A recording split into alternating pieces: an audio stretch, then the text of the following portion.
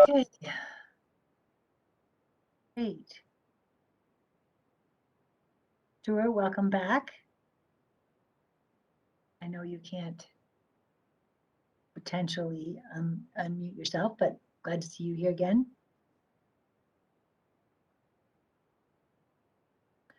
Well, I guess since we have a little bit of time, would you guys like to hear a really bad clean car joke? Here goes. When is an electric vehicle no longer an electric vehicle? Okay, when it turns into a driveway. Right. So that's kind of like a post-Halloween bad joke. Anyway, I'm just trying to kill time here while we're waiting for a few more people to join us. Seeing more people. Hi, Camilla.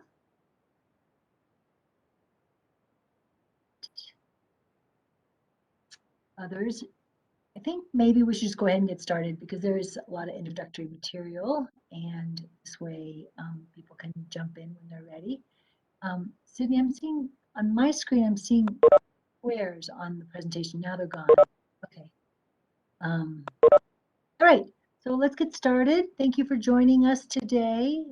We're here to present the draft clean car rules that NMED has developed. We published them last Thursday. And in today's presentation, we'll cover the draft clean car rules as well as the impacts, emissions, and cost impacts of those rules. There are many people on the call today that are part of the New Mexico Clean Cars team, and I want to acknowledge all of them that are here helping today, as well as who have helped get the rules to this point. We have Sandra Ely, the Director of Environmental Protection Division. We have Bruce Basil, General Counsel with Andrew Knight, attorney with NMED, Neil Butt, who works for the Air Quality Bureau, Sydney, Executive Assistant to the Secretary. From the City of Albuquerque, we have Dario Rocha, Environmental Health Manager with the City of Albuquerque Health Department. We have Kelsey Sona, an attorney with the City of Albuquerque. And I'm not sure whether Mara is on. Mara Bernstein is the Deputy Department Director for Environmental Health. I think that's a lot of them. And I'm sorry if I missed anyone, but I just want to appreciate the team and all the work the team's been putting in to get to this point where we have these draft rules ready for public comment. So we are very excited to be here. And Sydney, next slide, please. So I'm sure many of you are very familiar, maybe too familiar with all the virtual meetings these days. The situation for this meeting will be that everyone will be muted during the presentation. At the end, we will unmute people after you raise your hand if you want to ask a question, and we do welcome that. You can send the hosts messages through the chat. I also just want to let you guys know that we have an up-to-date website, which the link is given here, The Road to Clean Cars, New Mexico, with dashes in between. You can also go to the homepage of the Environment Department and look on the carousel where the photos kind of spin through, and there's a link there to the Road to New Mexico Clean Cars webpage. You can also join to be on our subscriber list. I'm hoping to find out by our poll question later how many of you are already on there, and if you're not on there, another option is just to email me, and I will add you to our subscribers. That seems to be a very reliable way to keep up with the updates of this process. Okay, next slide, please. All right, we are going to cover quite a bit today. We're going to cover some background information. We're going to have a quick poll. Then Chuck Shulock will discuss the projected impacts, the technical analysis he just completed. We'll go over the clean car rules, and then we'll talk about the rulemaking schedule from the NMED, Mexico Environment Department perspective, also the separate and parallel rulemaking from Albuquerque, And then a little bit more about sources of information and how you can learn more and provide your comments as well as questions and comments to today's presentation. All right, next slide, please.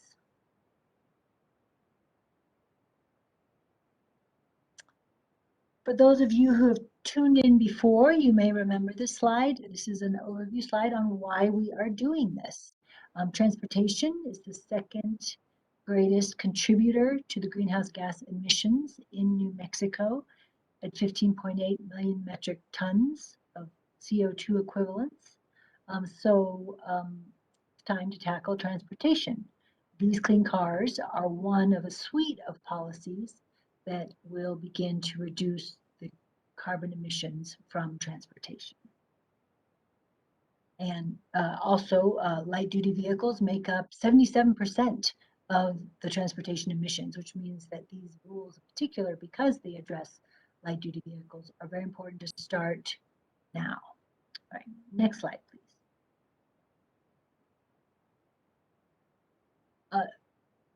Recognizing how important light-duty vehicles are, it's also important to recognize where we are currently with regards to adoption of zero-emission vehicles, or specifically electric vehicles and plug-in hybrids. The graph on the left there shows the annual sales of plug-in hybrid electric vehicles. That's what PHEV stands for, and battery electric vehicles, orange bars, from 2011 to 2021, the first half of 2021. So we can see that they've had a slow start in New Mexico. They've certainly picked up in the last 3 years. And considering that the bar graph only represents half of the sales of 2021, potentially we could see the sales in 2021 reaching doubling by the end of the year, as shown in that dashed continuation of the 2021 bar graph. However, we realize that may not happen because of other issues that are out of the control of the consumer. The chip shortage and other supply chain shortages may not double the sales in the second half of the year. Nonetheless, consumers are increasingly pivoting towards electric vehicles. The other sign we have that electric vehicles are becoming part of our future is how the manufacturers have responded in recent months and the goals they've set. So the table on the right shows all of the aspirational goals, not all, some of the aspirational goals of various auto manufacturers. In fact, by 2025, Consumer Reports predicts that that there will be over 150 electric vehicle models on the market. So that's going to help drive the consumers to also pivot to electric vehicles. And we feel like these rules will also support that transformation. Next slide.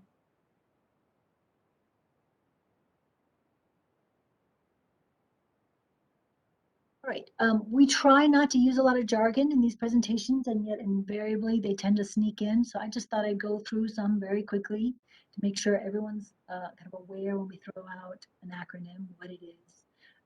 NMED is the New Mexico Environment Department. A LEV is a low emission vehicle, which is one of the components of these rules. ZEV is a zero emission vehicle, another component of these rules. GHG is greenhouse gas. Sometimes you see it as greenhouse gas GHGE, which is greenhouse gas emissions. There are certain air quality emissions that are regulated, like PM 2.5, particulate matter of size 2.5. They create harmful smog. Sulfurs of oxide, SOx, VOCs, volatile organic compounds, and ICE, internal combustion engine. So enough about that. We hope that we're going to try to not get too jargony, but I wanted to at least preview some of the acronyms that we tend to use in this rulemaking in particular. All right, next slide, please. Now we're going to pause for some audience participation. We would like to ask you 3 questions. Sydney's going to start a poll, which you can find if you look to the right. You should be able to see a poll pop up once she posts that. I'd like to find out how you heard about this meeting, how you would characterize your support of these clean car standards, and what else you would like to know about clean car rules. Those will all come up sequentially. And then after you fill out your answer, there's a button on the bottom right you have to hit, which is the submit button in order for Sydney to get your results. Now, are people seeing those? I am not, maybe I'm not have the right layout. I am not. Okay, and Camilla says she's not seeing that either. There we go, okay. Oh, look, we have poll question number 1 and poll question number 2.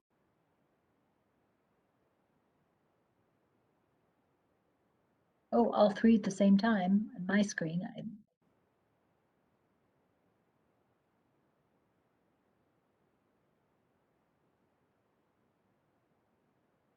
All right.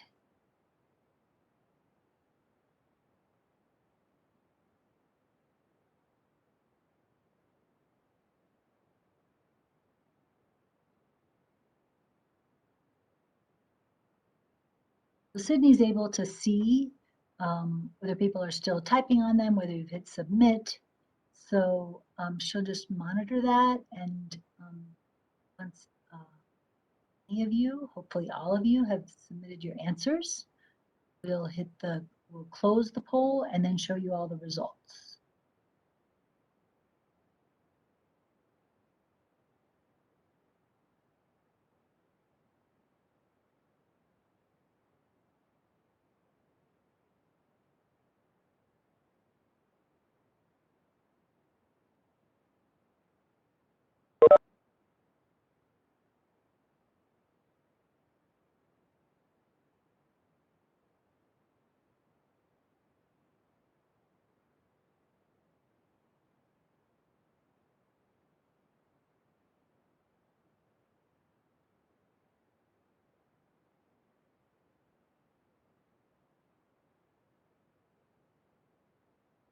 Hey, Sydney, how are you feeling about the results? There are a lot of people from the team on, so may not be seeking. We have 19 responses. I was waiting on one more, but it seems like everyone's in. Okay.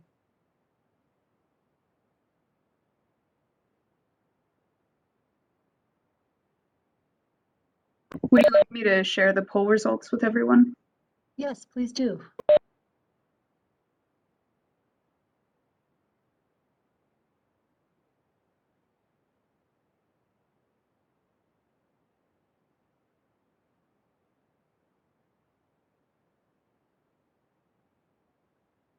We may not be able to show the results of the third, but for the first, it sounds like the NMED press release, probably also the e-bulletin is all in that same category. Some people have heard about it through their organization. There's some others in there. I'm curious to know what that was. Then on the scale of how supportive folks on the call in the meeting are of the rules, there's a lot of support for them at 40-something percent. 46%, and then there's a couple who are lukewarm. So that's good to know. You know, those are important comments for us to hear too, why you are not supportive or lukewarm supportive. So we hope that in the question and answer period, in the comment period, you'll let us know more about your thoughts. All right. Next we're going to move on to the technical analysis, and Chuck Shulock, who is been hired by the U.S. Climate Alliance to support NMED in this rulemaking, is going to present the next part. Next slide, please. Okay, next slide, please. Thank you. Are you all hearing me? Yes. Okay, great. Yes, I'm Chuck Shulock, a little bit about me on the next slide, but what I'm going to speak to today are projected impacts of the adoption of ZEV and ZEV in New Mexico. So looking at these elements, sales, emissions, cost, consumer choice, and dealerships, I'm going to do some additional work by the time the petition goes to the goes for approval, and that will cover health impacts. And so I won't speak to that today, but it's in the offing. Next slide, please. As Claudia mentioned, I was hired by the U.S. Climate Alliance to provide some technical backup for the adoption of Advanced Clean Cars 1. And I see I will immediately introduce some additional acronyms here. Advanced Clean Cars 1 a little bit later, I noted as ACC. So anytime I say ACC, that's the Advanced Clean Cars program. As far as my background, I worked for years at the California Air Resources Board, retired about 11 years ago now, and I've been doing some consulting work on clean cars issues. And while I was at CARB, another acronym, California Air Resources Board, I managed several ZEV rulemakings and the first tailpipe GHG standards, and then moved on to the climate program. But vehicles were always my first love, and my consulting work has really focused on the vehicles. And then I have other consulting work underway that I want to mention, maybe from a full disclosure standpoint, I guess. This is funded by the Natural Resources Defense Council, and I've been doing similar work, similar to what I'll be presenting here in actually 7 other states, looking at the impacts of ACC1 adoption, which is the rule that's before NMET are being discussed today. I'm also looking at ACC2, which is the next round of rules that would take effect starting in model year 2026, the next step in the Clean Cars program, and the impact on Section 177 states, another acronym. Section 177 states are other states that have adopted the Advanced Clean Cars program. And so right now there are 14, I believe, and New Mexico would join that list if the state adopts this set of rules. I also have some work going on equity outcomes from ZEVs. That's a subgroup within California working on that. And as I said, this work's funded by the Natural Resources Defense Council, but just in terms of my role, I do not make recommendations in any of these states, nor would I be making recommendations here to the department in terms of their policy and how they proceed. I look at impacts and talk about how the rules work and provide background information and that sort of thing. But I'm more on the technical side rather than the advocacy side. Next slide, please. Turning to the impacts, the first one I'll speak to is ZEV Sales. But before starting in on that, I just want to make clear what it is that's being compared to what here in this technical analysis. And so what I have done is looked at what rules are in force today. So I'm comparing the existing federal standards, which are known as SAFE 2. These were adopted under the Trump administration. I'm comparing those existing standards to the current California standards, which run through model year 2025 and beyond at this point, and known as ACC1. So it's the SAFE versus ACC1. And as most of you are probably aware, there are updates underway or being thought about on both of those. On the federal side, the Biden administration is looking at modifications to these rules. And on the California side, as I mentioned, they're looking at ACC2. That's not part of what I'm presenting here. To the extent that any of those things get nailed down during the conduct of this rulemaking, then that could be adjusted, but what I'm presenting is really just current law. And so bottom line in terms of number of ZEVs is when fully implemented, it'd be about 7% annual ZEV sales, about 6,200 vehicles. Those sound like kind of precise numbers, but one thing to recognize, and I think this will be spoken about a little bit later, the rule is quite flexible in terms of how manufacturers respond. So this is what I'm calling an exact compliance estimate, the bare minimum basically of what the rule requires with certain assumptions built in about what kinds of vehicles, et cetera, et cetera. But this is a reasonable projection as to what New Mexico would see. There's a ramp there if you look at 2026, which is the first effective date. Through 2029, the numbers increase. That is due to the fact that the proposed rule allows early credits. I factored those early credits in. Manufacturers can use them any way they want. I just factored them in such that there'd be a linear ramp. And so it's very likely that what will happen in New Mexico would be, some smaller amount in 2026, and then as rules phase in. And again, all of this is absent any subsequent rules coming out of California, which New Mexico would need to separately adopt, beyond this rulemaking. Anyway, there'd be a increase as time goes on. And then just one other thing to note here, you'll see that the sales line for 2021 through 2025 is flat. That's what we'd call business as usual sales, what would happen in the absence of the regulation. And what I've done there is I've just taken the 2021 projection that was shared earlier by Claudia and flatlined that through 2025.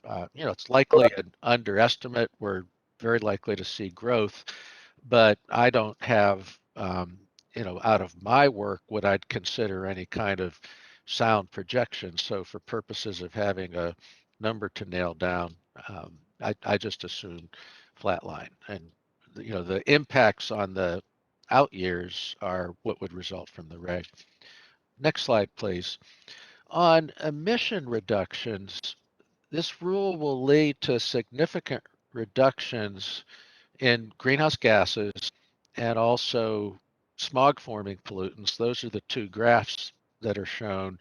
I don't have a graph, but just want to note that there are other emissions, particulate matter, benzene, formaldehyde, things generically known as toxic air contaminants that will also be reduced by this rule. And it's the impact in particular of those, the particulate matter specifically, that will feed into the health analysis that I'll be doing a little bit later. So how to think about these reductions, they're the net impact of some increases and some decreases.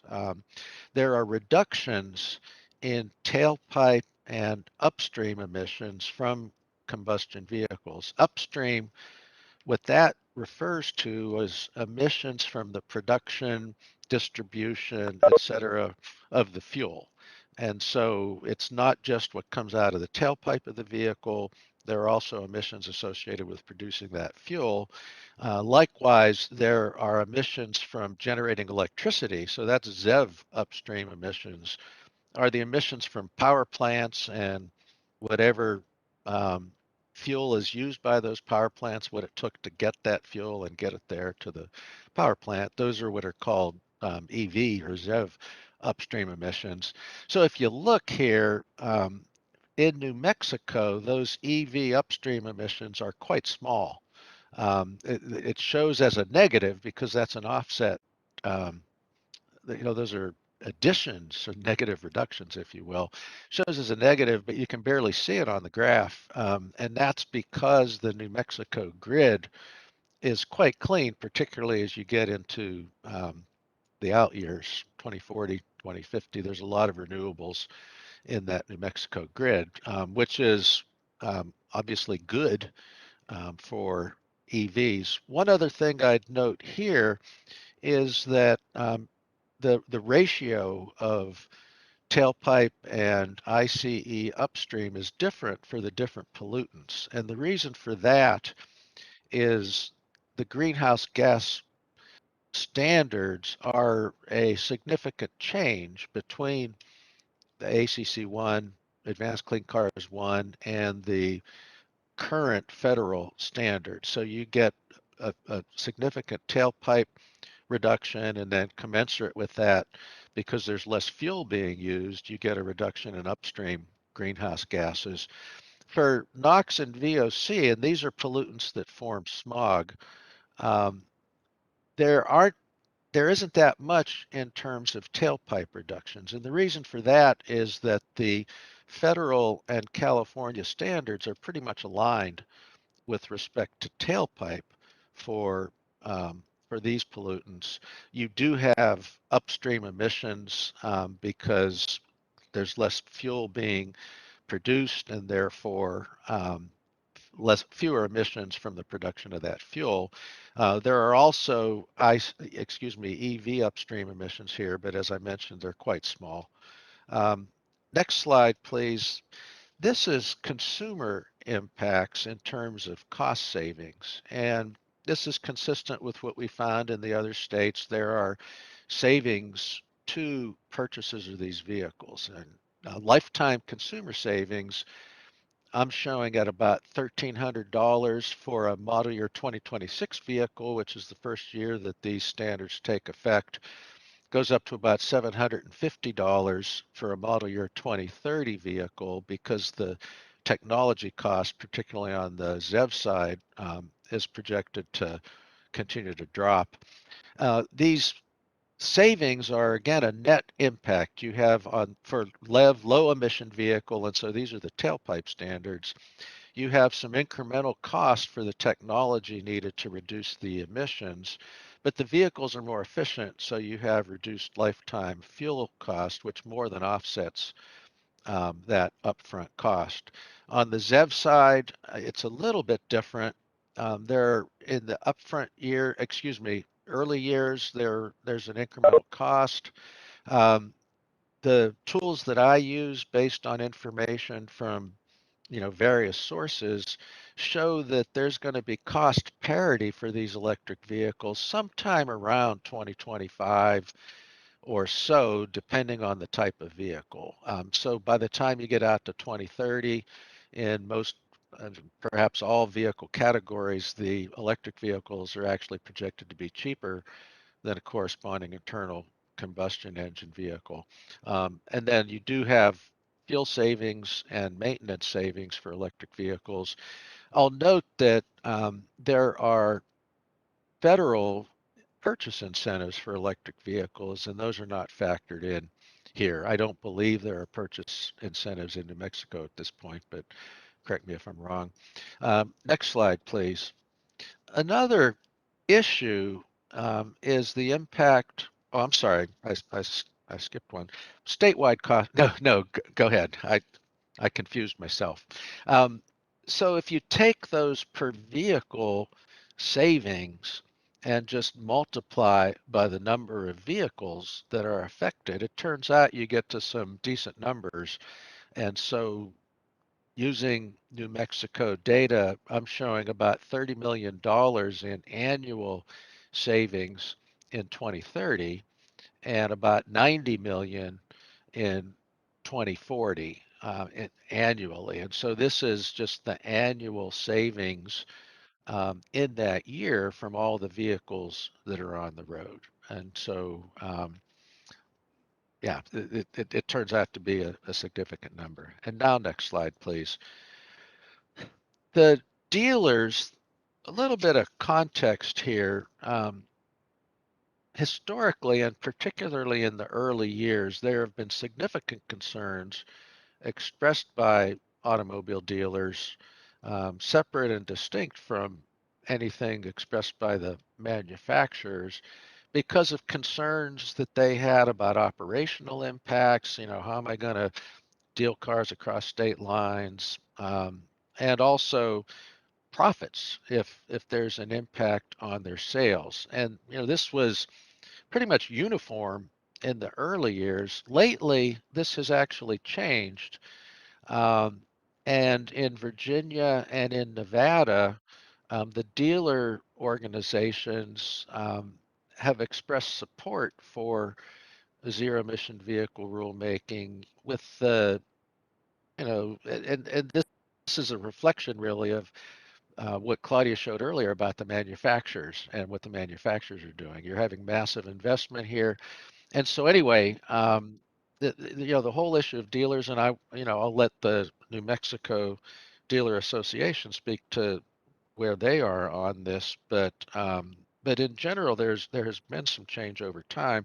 But given that opposition, I took a look. This was for Minnesota, and it's a couple years old. But I took a look at what could be learned about profits in ZEV states versus non-ZEV states. So I went to the National Auto Dealers Association, which has very comprehensive um, information on dealer revenue. This is distinct from profits, but dealer revenue.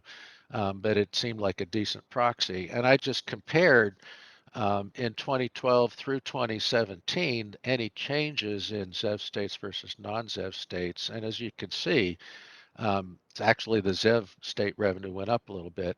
So there doesn't seem to, and looking at like in the Colorado rulemaking, there was a lot of discussion about these issues of trading across states and sales leakage, but nothing really popped up as real evidence of those sorts of impacts. Now, I don't want to oversell this. It's not a regression. I did look at personal income, and it didn't seem to have an impact. So, it's not an in-depth analysis, but my conclusion was if there was a large impact here, you would probably see it, and we're not seeing anything. And then next, my final slide, another impact here is on consumer choice. And there's a couple ways in which it's reasonable to expect that a ZEV regulation will increase the availability of ZEVs in New Mexico. There's two basic things. Some popular models are only available in ZEV states. The Subaru Crosstrek plug-in hybrid's a good example of that. That came up in Minnesota and Colorado because Subarus are extremely popular there, and you can't get this Crosstrek plug-in hybrid. The RAV4 plug-in, and another way in which this plays out is that almost uniformly, these ZEV models, even if they're sold nationally, they're introduced first in ZEV states and then maybe dripped out to the other states. And so like the RAV4 Prime, which is a plug-in version of the RAV4, an extremely popular vehicle, is much more readily found in ZEV states than in non-ZEV states. And then the second dimension is even for ZEVs that it's ostensibly are sold nationally, they tend to have greater availability in ZEV states. And this is what I looked at in the graph here. This is comparing, and I used cars.com and autotrader.com data for 50 miles around the midpoint of these various cities. This compares what's actually on the lot for Nissan and Chevrolet dealers, which of those, and so it's primarily, I mean, almost entirely, I guess, the Nissan Leaf for Nissan, and then it's the Chevrolet Bolt, and then the new Bolt sort of SUV that they've released. And as you can see, in San Jose, a very substantial fraction of all vehicles on the lot are ZEVs, and in there are some in Albuquerque and San Jose, but you can barely see it. It's just a much different picture. And there's lots of reasons why this can be happening. I don't want to say that the ZEV mandate is the only reason, but it's certainly a factor here. And what we've seen across states is when ZEVs are introduced, there tends to be better and greater availability of ZEVs in those states. As I mentioned, I'll be doing a public health analysis, and that will be provided in the information that supports subsequent steps in the rulemaking here. And with that, that concludes. Oh, I also have information for anybody that's interested. I'm not going to speak to it here, but I do have information on the methodology and the assumptions and the various things behind this analysis. So if anybody does have questions on that, we can speak to it. Thank you. Thank you, Chuck. That was great. And one thing you didn't mention about your background is that you are familiar with New Mexico Clean Car rules because you were here in 2007 when we went through this the first time, providing assistance to the state as a CARB employee, a California Air Resources Board employee. So just so grateful that you are coming back to help us again. Well, thank you very much. And it's a pleasure. It's fun. My name is Sandra Ely. I'm the Environmental Protection Division Director. Claudia introduced me earlier. And I'm going to, Claudia and I are going to talk a little bit about the proposed rules now. So Sydney, could you provide the next slide? And as noted by both Claudia and Chuck, there are 3 portions to the rule. And I just want to mention that again to give you a little bit of orientation. Once again, we have the low emission vehicle portion of the rule that deals with what we call criteria pollutants or standard pollutants, the smog forming pollutants that you have all heard about. We have the greenhouse gas emission portion of the rule that reduces greenhouse gases in those vehicles. And then we have the zero emission vehicle portion of the rule. As we go through these slides, if you're interested, we pointed out the section of the rule this applies to, so you can dive deeper into those sections if you like. But we'll, at this point, just give more of a high-level overview. Next slide, please.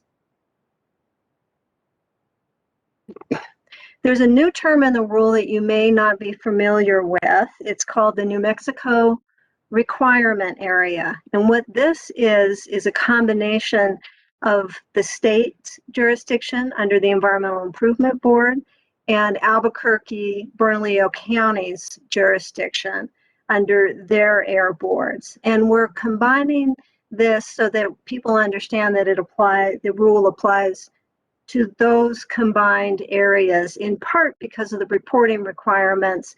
We have to keep the reporting requirements in one area, not 2, in order to comply with the Federal Clean Air Act. I think the slide also is meant to demonstrate that we have no jurisdiction on sovereign lands. This does not apply to any nation, tribe, or pueblo. So when we're talking about New Mexico Requirement Area, think state and Albuquerque, Bernalillo jurisdiction. Next slide. So there was Chuck also touched on the scope of the rule and who it applies to, and the regulatory requirements come squarely down on the auto manufacturers. That's why that bubble is the largest. They have the greatest obligation under this rule. However, dealers, rental agencies, and individuals cannot sell, rent, or register vehicles that don't meet these requirements in New Mexico. So if you look at the scope of the rule, it'll mention each of these entities, dealers, rental agencies, and individuals, because all vehicles sold, rented, or registered in the state have to meet these requirements. So there are a few exceptions. Next slide, Claudia.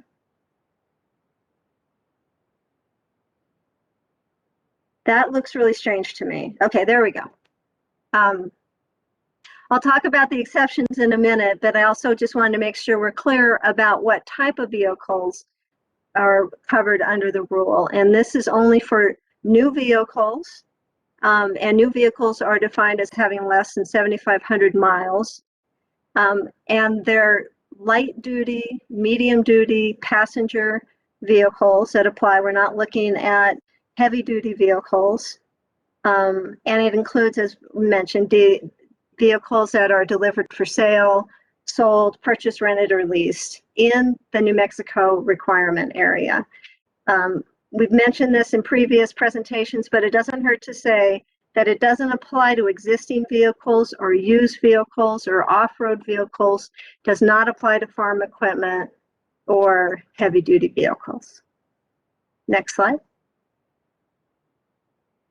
So there are a number of exceptions that you'll see in the rule. Here's an example of some of those that you'll see in section 103 of the rule. And these are consistent with other states. We're certainly welcoming comment on these.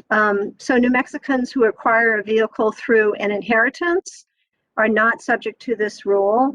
Or if New Mexicans acquire a vehicle while they are out of state because their vehicle was stolen or they got in a car wreck and needed to purchase a new vehicle and they were not in a clean car state, there's an exception there. And then dealers can sell a non-compliant vehicle if that vehicle will be registered out of state. So if you're a dealer in Las Cruces, you could sell it to somebody in El Paso, provided that car is not registered in New Mexico. All vehicles registered in New Mexico have to meet the standards. Next slide, Clyde. So when do the rules take effect? Well, the first compliance year will be model year 2026, and it applies to any models whose production begins during calendar year 2025. So you'll hear us talk about the model year and the calendar year, the compliance year, but it's model year 2026, this will first apply.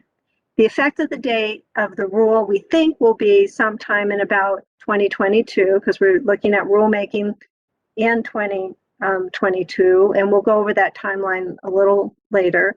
And then we're looking at early action credits to be earned after the effective date of the rule.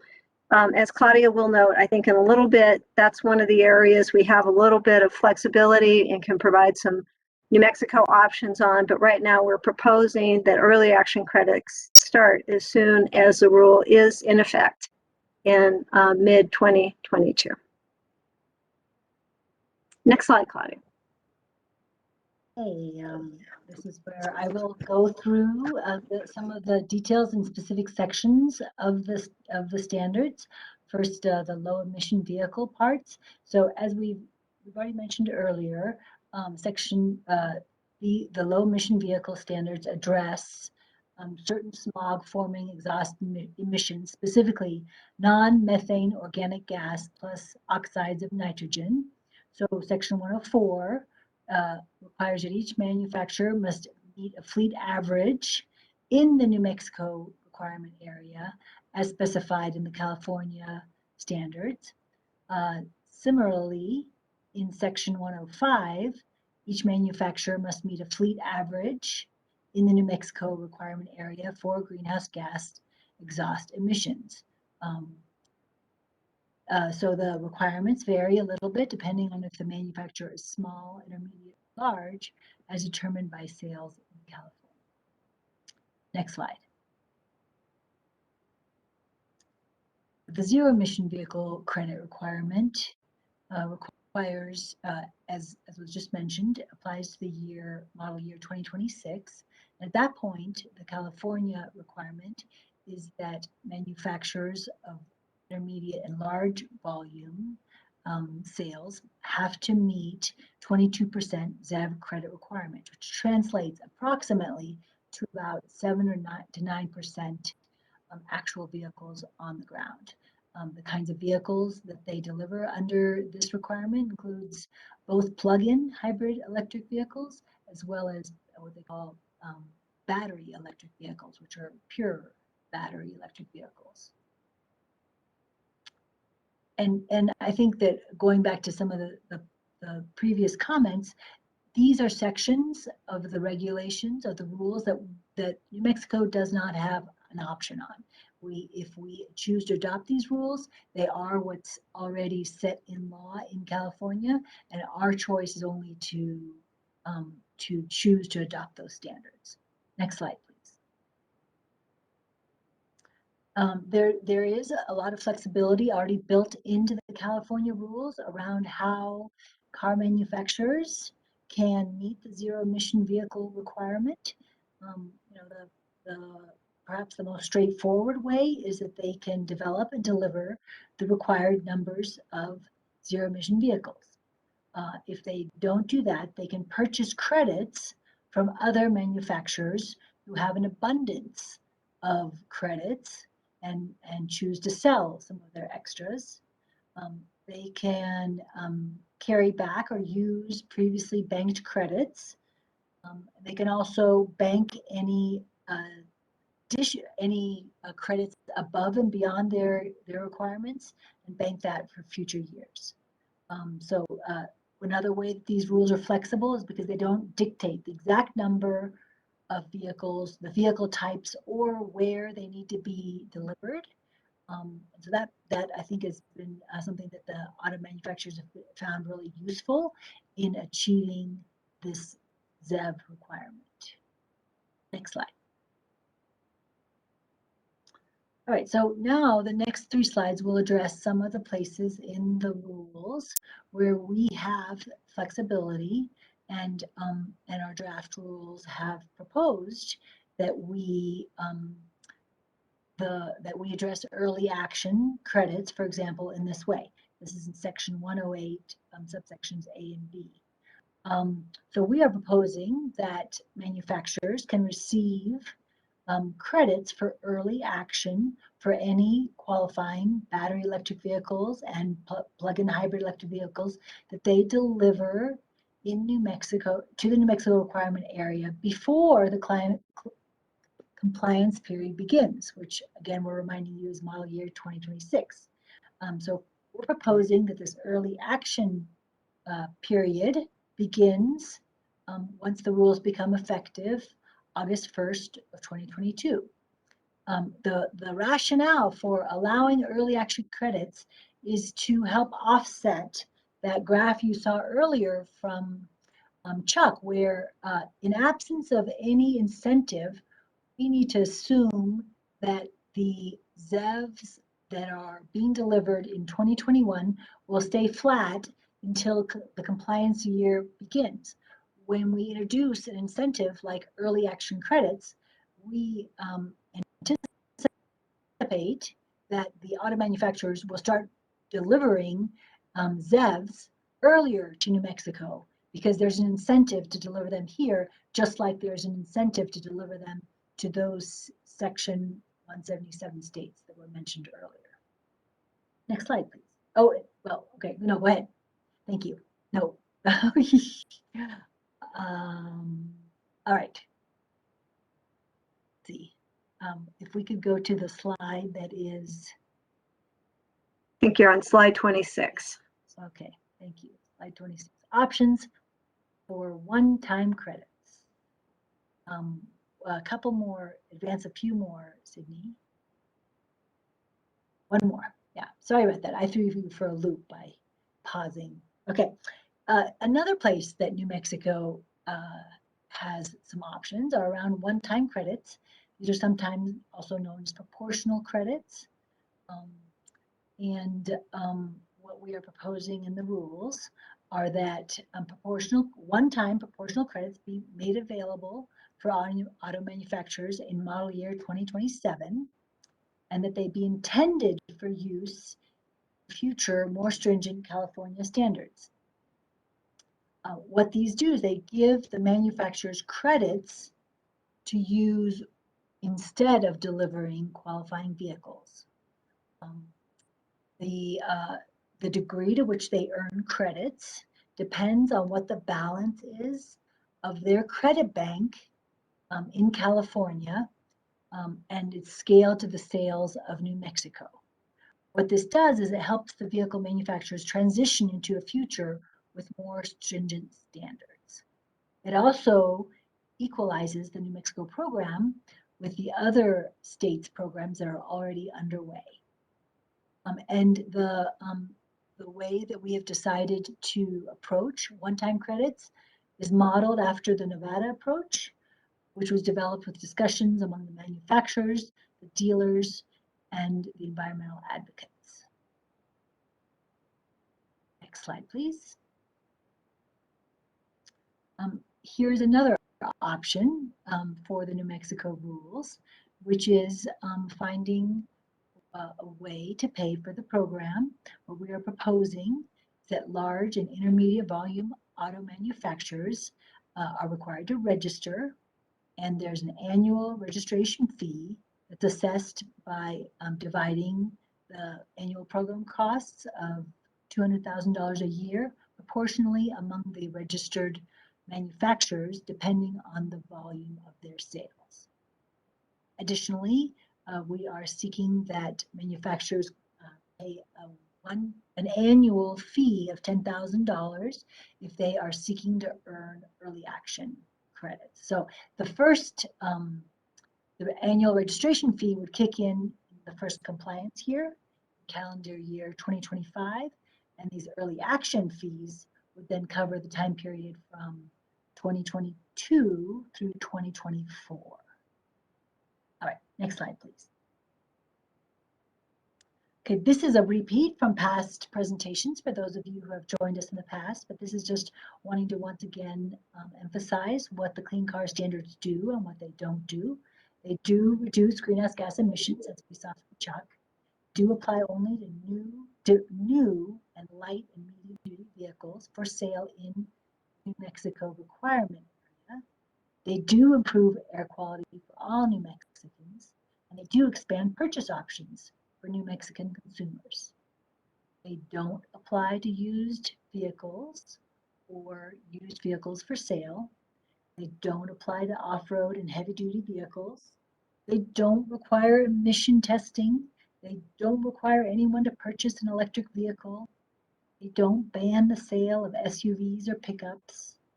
And they don't increase taxes or costs to consumers, quite the opposite, as we heard Chuck describe.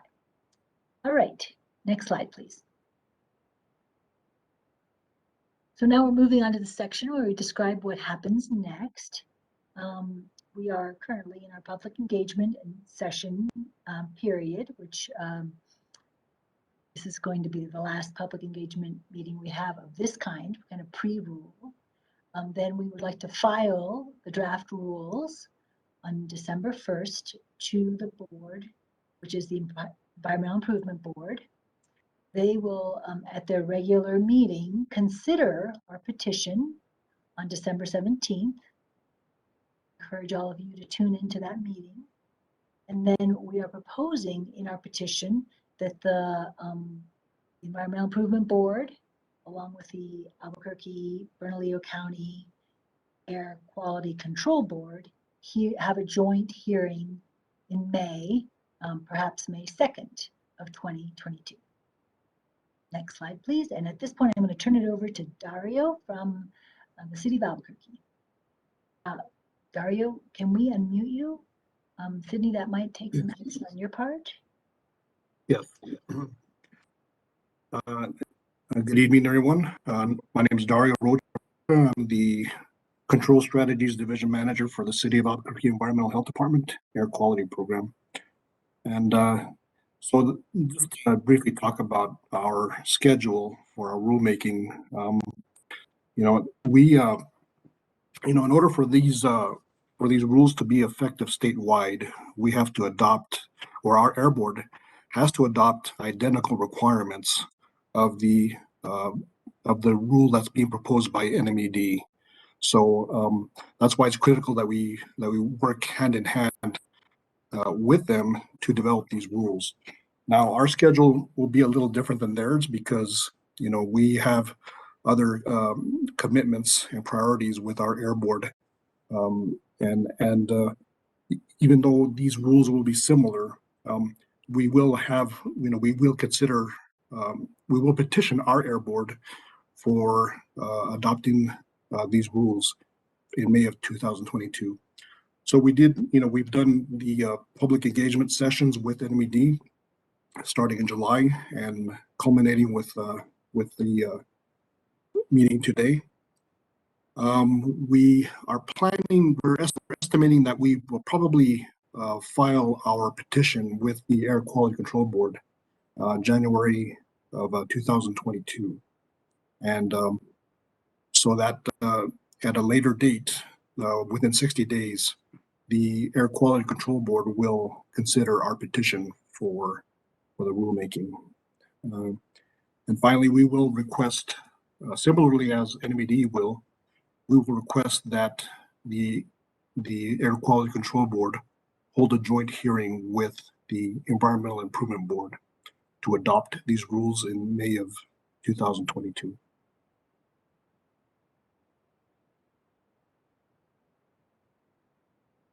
Okay, next slide, please, Sydney. Thank you, Dario.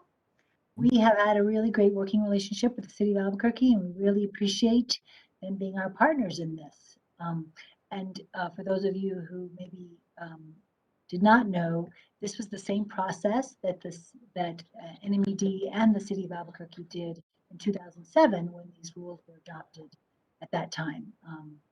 It's a joint hearing between two boards, as well as the parallel rulemaking process that we're going through right now. All right, so now we're getting towards the end of our part of the presentation. We want to make sure that you know that we welcome your feedback on the discussion draft rules. I'd be curious, anybody who wants to put in the chat whether people have been able to find those discussion rules. If you haven't, I'd be happy to send a link in the chat. In any case, we are happily accepting your comments by November 18th by 5 o'clock. You can submit them to the Clean Cars New Mexico or cleancarsnm@state.nm.us email. You can also, of course, participate in meetings like this one. We are happy to present to your organization if that would be helpful to have your organization understand more about these rules. The public can also comment during the formal rulemaking process, including providing testimony during the hearing in May. Those are many ways that you can participate going forward. Next slide, please. Breeze through back one, please. You can also, this is it. You can sign up to get our list, be on our listserv. Again, if you type your email in the chat, I can make sure you get there, or you can follow this link. I put the link to our Clean Cars website in the chat as well, so you can stay informed by visiting that periodically. City of Albuquerque also has a website about these clean car regulations. You can follow NMED on social media. We will keep people informed that way of what's going on in the clean car world. Next slide, please. And here is the contact information for me. And I realized as Sandra introduced herself and Chuck introduced himself and Dario introduced himself, I think I skipped the part where I introduced myself. I'm Claudia Borchard. I'm the Climate Change Policy Coordinator with the New Mexico Environment Department. Here's my contact information. Here's Dario's contact information, who just spoke earlier on behalf of the City of Albuquerque. And next slide leaves it to you to participate in this meeting with your questions. And so, maybe Sydney, we could just come out of just stop sharing the slideshow. That way we'll be able to see everybody. We can see who raises their hands. We can unmute people as they raise their hands. Feel free to turn on your camera so we can have more discussion amongst us. And just to be clear, you guys aren't going to be unmuting yourselves. What's going to happen is I want you to raise your hands, and then you will see a request from me to unmute yourself. Okay? Thank you for that. Let's see. Claudia, there are a few, I was just going to say, there are a few unanswered questions in the chat. Maybe we could start with those. Okay. Do you want to? So what I see as questions that were unanswered so far is why do we assume ZEV vehicle sales will be flat or projected to be flat from 2021 to 2025? And I think that's a Chuck answer. Yes, and I'm not sure when this question came in. Perhaps it was before I spoke to that, but that particular number is not really a projection. I don't have an independent projection of business as usual sales. That's been hard in all of the states. So for purposes of doing these projections, I assumed a flat line, that because that's key to a number. It doesn't have a lot of impact on the subsequent numbers. What is most important is what are the sales levels when the rule is fully in force. If there's a follow-up on that, I'd be happy to speak to that.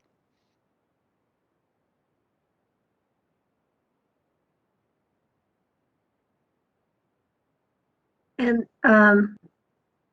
that came from Ken Hughes, and I know he will follow up if he has any follow-up questions on that. Another question was the sales force at the New Mexico dealers are actively told not to push EVs. The reason is that it takes away from their time in selling internal combustion vehicles. So what does New Mexico Environment Department expect to do to overcome this pushback? And I would just say that the point of regulation is the delivery of these vehicles to the dealers. And so we wouldn't necessarily push back on that approach. We would try to educate and make sure the dealers understand the value of these electric vehicles. I'm thinking that if the public is really interested in having EVs, that there may be a shift in the mindset if this is truly happening in the dealers, because the public will be demanding it. But there's nothing really in the rules here that would pertain to dealers not pushing electric vehicles on the showroom floor.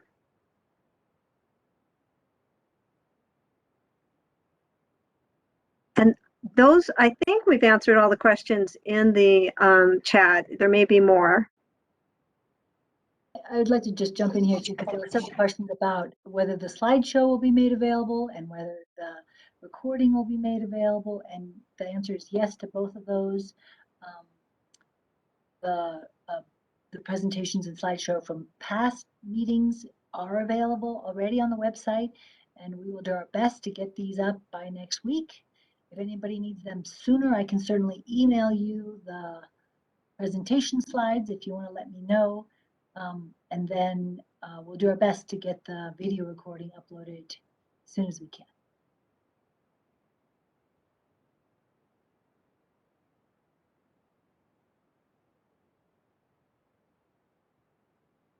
Right. We are looking for anybody with questions or statements or comments or ideas here at this meeting today. Please raise your hand if you are interested in talking.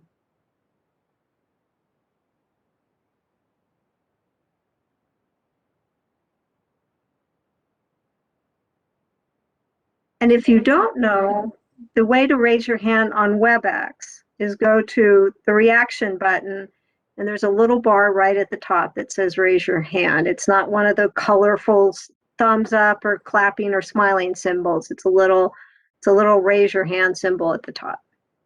Up, there goes Steve. Okay, so Sydney, can you perhaps unmute Steve Douglas?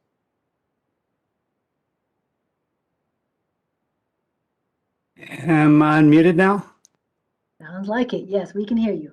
Okay, great. Thank you. I'm Steve Douglas with the Alliance for Automotive Innovation, and we represent car companies that produce about 99% of the new vehicles sold in New Mexico.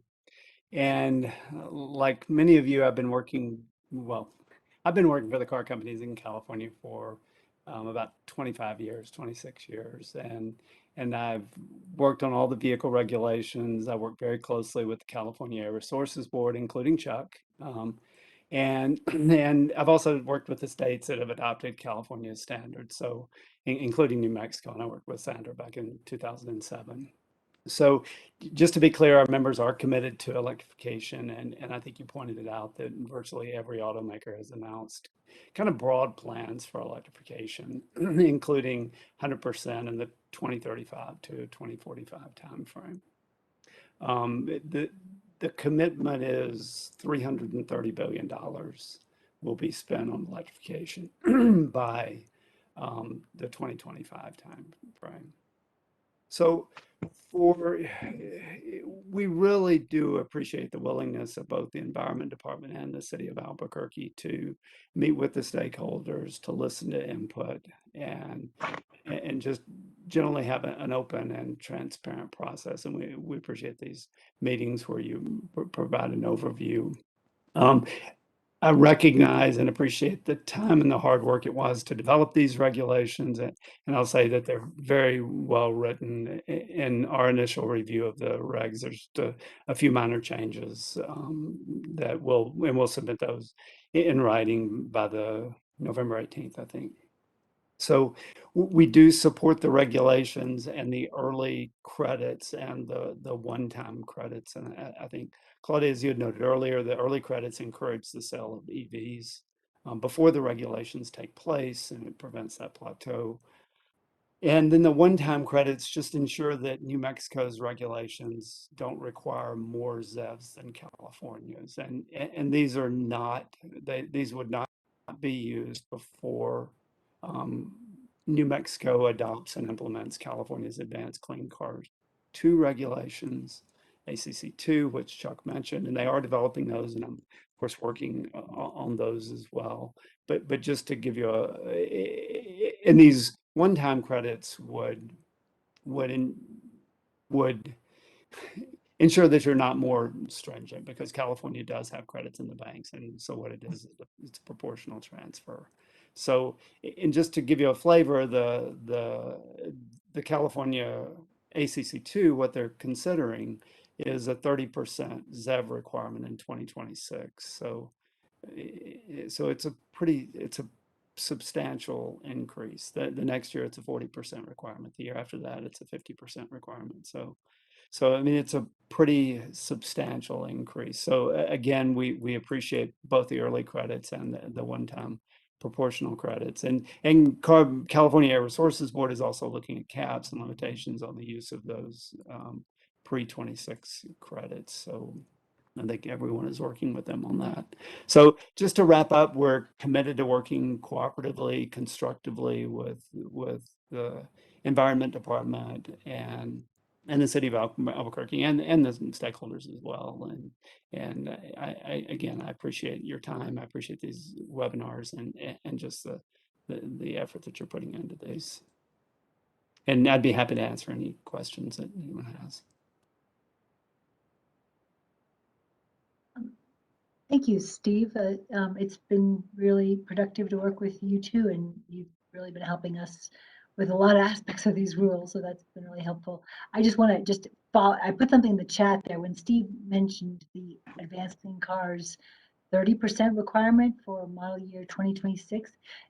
That's not to be confused with the 22% that we talked about in the Advanced Clean Cars 1 rules. That's really comparing the translation of the 22% to about 7 to 9% vehicles on the ground that we would be requiring by calendar year 2025. And in that same year, the New Mexico Advanced Clean Cars would require in that same year for there to be a 30% vehicle delivery requirement, of which a chunk of it they expect to be met with credits, with not actual vehicle deliveries. But nonetheless, it's a big jump from 79% to 30%.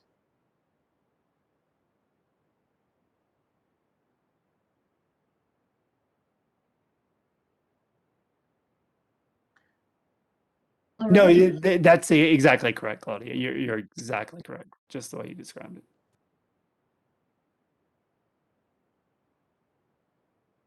Does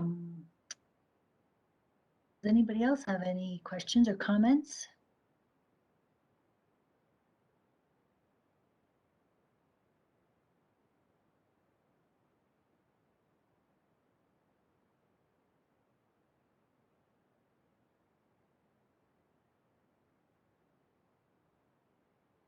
All right, well, it's a kind of a quiet crowd. Don't quite know how to take that. Anyway, I guess we'll stand by for comments from you all before November 18th, 5 p.m., right? Anyone else? We do hope this is an open forum where you guys can speak your mind.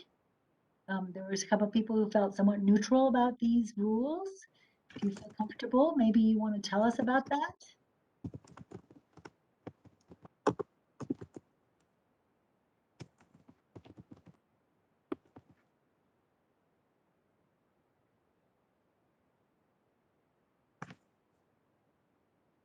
Okay, well, since we don't see any hands, we I guess can wind up this meeting. Thank you very much for attending tonight's meeting.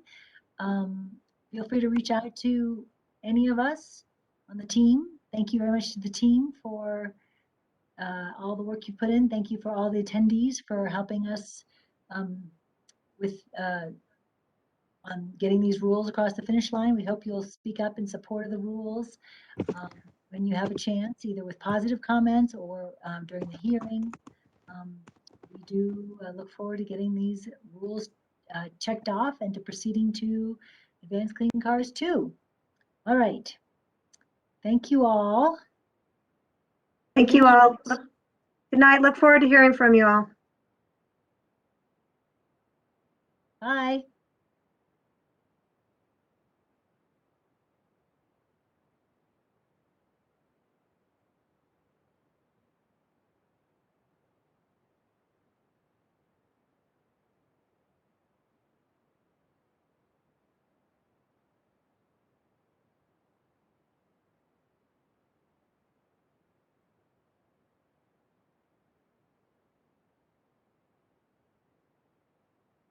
Well, Sydney, you and I could just confer. Are you still in the office? Yeah, I'm still in the office. Maybe I'll just come down and talk to you for a second. Yeah, Okay? I think Sandra is in person today too, right? Oh, she just asked if we could set up a separate call. Oh, I see. Okay, let's do that. Okay. All right. Yeah, I'll See ya. just kick the rest of these people out, but Okay. see you in a sec. Bye.